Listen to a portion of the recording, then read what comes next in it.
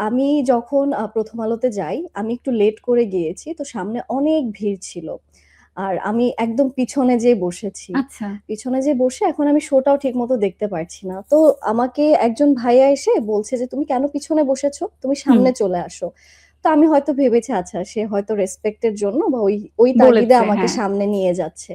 তো আমি গেলাম তার সাথে, সাথে সামনে বসলাম। এখন তৌসিফ ভাইয়ের পাশেই বসেছিলাম। এখন ভাইয়া বলতেছে যে, "কি মনে হয় তুমি কি জিতবা?" আমি বলি, "ভাইয়া এটা কেমন কোয়েশ্চেন? আমি জানি না।"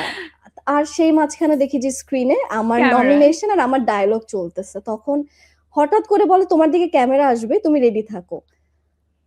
আমি মানে একটু চমকে যাওয়াটা চমকে মনে হয় গিয়েছি যে আমার দিকে ক্যামেরা আসবে, আমি রেডি থাকবো। আচ্ছা ঠিক আছে।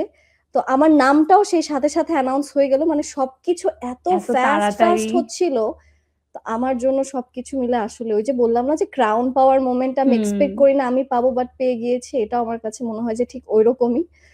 আমার কাছে এসেছেন আমি আরেকটু মনে হচ্ছে যে আমি একটু রিহার্সাল করে গেলে ভালো হতো। আরেকটু সুন্দর করে কথা বলতে পারতাম। আমার গলা কাঁপছিল স্টেজে।